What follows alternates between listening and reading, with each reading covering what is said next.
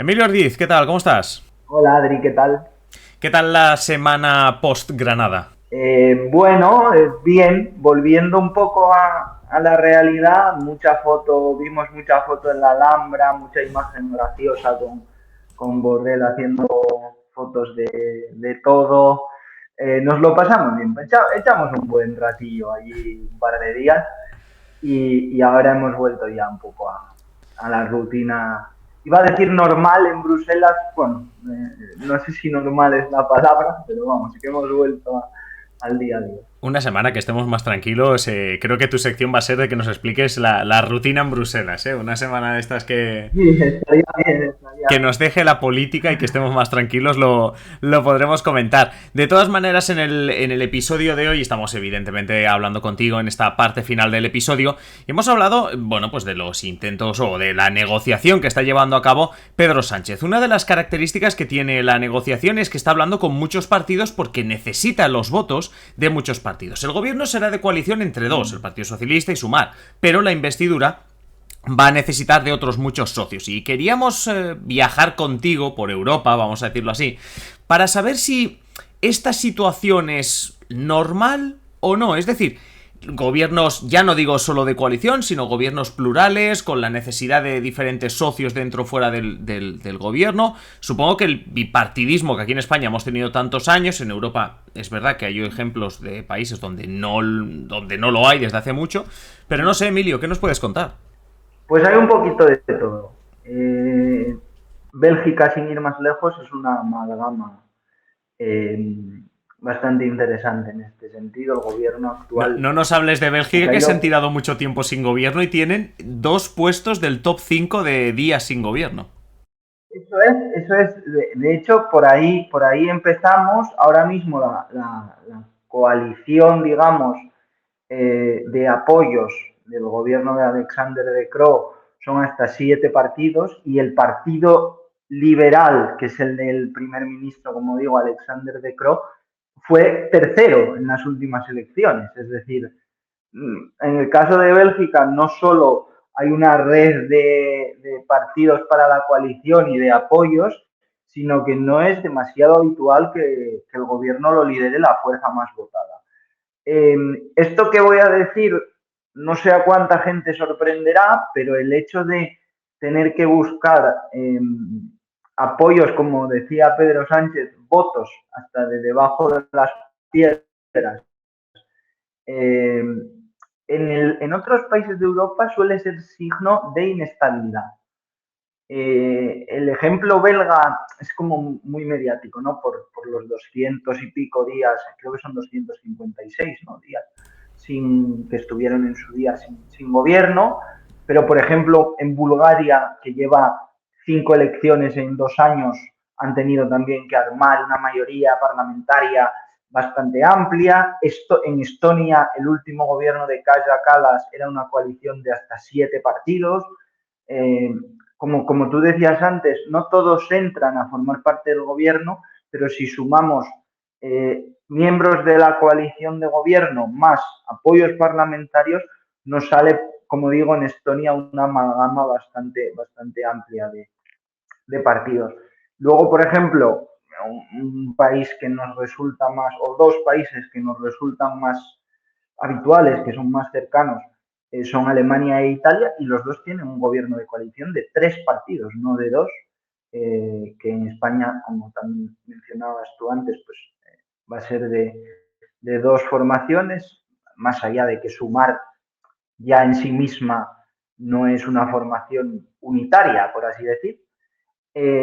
Pero como te digo, a lo largo de Europa hay un poco de todo. Países Bajos es otro ejemplo de arco parlamentario muy amplio en el que pues Mark Rutte en la última legislatura, de hecho, tardó muchísimo en formar gobierno, estuvo 5 meses de negociaciones para formar gobierno. Bueno, son, digamos que, ejemplos de algo que en España hemos ido asimilando, que es que se ha acabado el bipartidismo, se ha acabado, sin ir más lejos, también en Alemania, que era otro ejemplo que decíamos ahora, 3 partidos, socialdemócratas, verdes y liberales, hasta hace nada, bueno, clasicazo, ¿no? El tema de la gran coalición, que tiene muchas trampas, pero no vamos a hablar de ellas hoy. Pero bueno, como te digo, un poquito de todo, Nelo. Sí, sí. Decías tú 200 y pico días. 493 días en gobierno estuvieron en Bélgica. Esto es lo que pasa por no 493. apuntarse. Esto es por lo que pasa por no apuntarse el No, dato. no, si lo digo porque para que veamos que es casi más el doble de lo que estabas apuntando para que nos hagamos una idea. Déjame que te siga preguntando sobre este tema. Hablamos de la coalición Sumar PSOE. Es verdad que venimos de una legislatura PSOE Unidas Podemos, primer gobierno de coalición, que mucha gente vaticinaba que se rompería y que acabaría pronto en repetición electoral. No fue así, es verdad que se adelantaron las elecciones, pero no tanto como se pensaba. Déjame que te pregunte también, todos estos ejemplos que nos has puesto, ¿cómo les va en el sentido de estabilidad o no? O episodios que hayan sucedido antes, ¿no? Es decir, ¿hasta qué punto? Evidentemente intuyo que serán más inestables que tener una mayoría absoluta, pero ¿hasta qué punto son tan inestables? No tanto como la gente piensa. Eso desde luego. Eso hay que...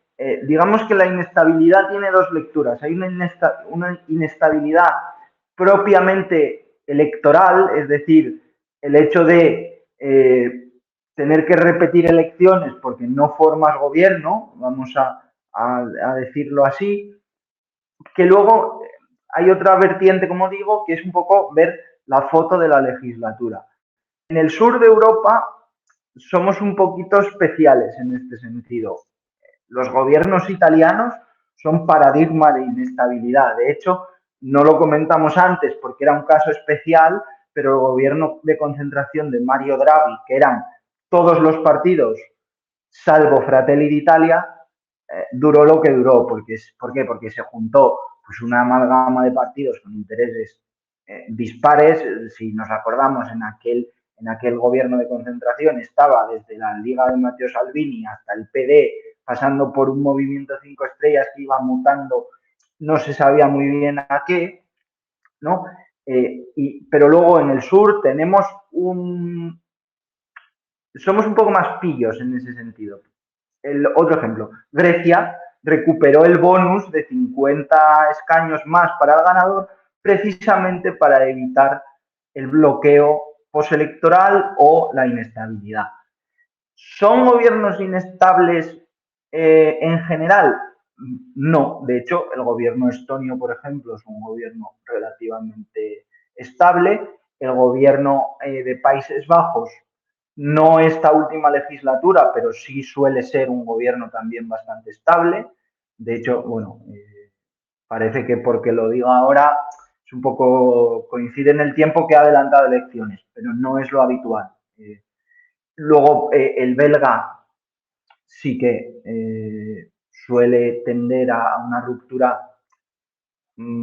temprana, o si no temprana, sí antes de la fecha prevista, pero también, como decíamos antes, es un caso especial, pero el alemán goza de bastante buena salud, más allá de que su aprobación ciudadana no sea muy alta.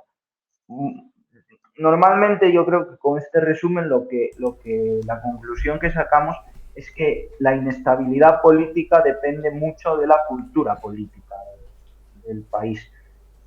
El gobierno de Meloni hasta ahora rompe un poco esa cultura política. No está siendo un gobierno inestable, pese a que tienen también sus roces, Liga, Forza Italia y Fratelli d'Italia, están aguantando bien el tipo. Entonces hay que hacer bien esa asociación de cultura política del país con duración del gobierno, y entonces nos sorprenderemos bastante. Sí, justo uno de los haberes de Giorgia Meloni es haber aguantado, como tú decías, también las expectativas de ese gobierno en Italia eran como al inicio de Unidas Podemos y PSOE de que eso no iba a durar mucho, era como el consuelo, ¿no? Ha ganado la extrema derecha, pero bueno, nos consolamos de que ya verás tú que pronto va a haber la desavenencia. Yo era el primero que no confiaba mucho en que ese gobierno aguantase. Claro, luego hay que mirar también el calendario. Vamos a ver cuando llegue una cita electoral como las elecciones europeas, donde ahí todos compiten, vamos a decir, a cara de perro, cómo eso se traslada a la esfera nacional. pero yo sí que tengo que reconocer que a mí la estabilidad del gobierno Meloni me está sorprendiendo. Oye, y Emilio, aprovechamos que te tenemos aquí, déjame que cambie de tema en esta parte final del episodio. Evidentemente nosotros nos centramos más en la política española, en comparar las cosas que pasan en Europa con la política española, pero te tenemos aquí, ha pasado lo que ha pasado esta semana y no podemos evitar preguntarte por la reacción de la Unión Europea ante lo que ha sucedido en Gaza, ante lo que está sucediendo en la Franja de Gaza, en Israel. Cuéntanos, porque al principio hubo como informaciones contradictorias sobre la propia suspensión de las ayudas a Palestina, luego vimos que no. Cuéntanos un poquito también la posición, si es, bueno, un deeply concern de a los que nos está acostumbrando la Unión Europea, o qué hay ahí. Bueno, hay que partir de la base de que la Unión Europea ahora mismo está en una posición, vamos a decir, delicada, porque es aliado, no sé si decir tradicional, pero es un aliado relativamente fuerte de Israel, pero siempre ha defendido la solución de los dos estados. Es decir, que sea un aliado de Israel relevante no quiere decir que niegue la realidad palestina de querer ser un Estado independiente. De hecho, es el apoyo externo principal de Palestina a nivel económico. O sea, nadie envía más fondos a Palestina que la Unión Europea, ni siquiera sus tradicionales socios, véase Irán, Arabia Saudí, etcétera, etcétera. ¿En qué posición queda la Unión Europea? Vamos a decir que un poco en el medio.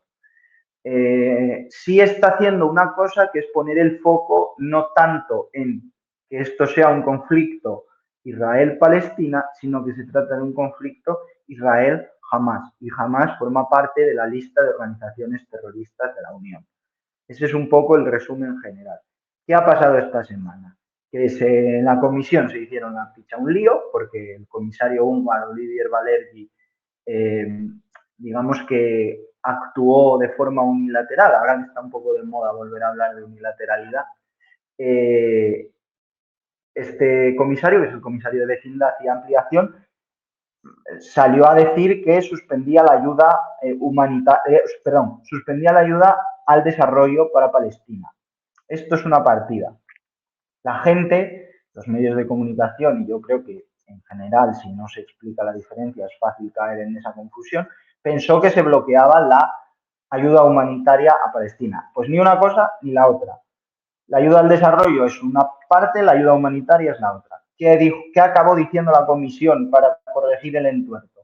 Que va a revisar las partidas de ayuda al desarrollo y va a mantener la ayuda humanitaria para Palestina. ¿Esto va a variar en el futuro? Pues es muy probable que sí. Al final, igual que ha pasado en la invasión rusa de Ucrania, la decisión que se toma el día 1 puede cambiar en función de cómo cambien los acontecimientos. Pero ahora mismo la Unión Europea, yo, si tuviese que resumir, diría que está tratando de ubicarse en el marco del conflicto. Bueno, al menos no hizo el típico tweet de Deeply Concerned, ¿eh? Tú seguro que sigues a ese bot de Twitter o X, ¿no? De cómo de Deeply Concerned está la Unión Europea hoy. Bueno, oye, realmente no mejor punto para acabar que hablando de esta situación que nos ha perseguido también esta semana en la actualidad internacional en este caso. Como siempre, Emilio Ordiz, un placer escucharte y que nos hagas entender un poquito mejor también la política más allá de España. Muchísimas gracias. Gracias, Adri. Hasta la semana que viene.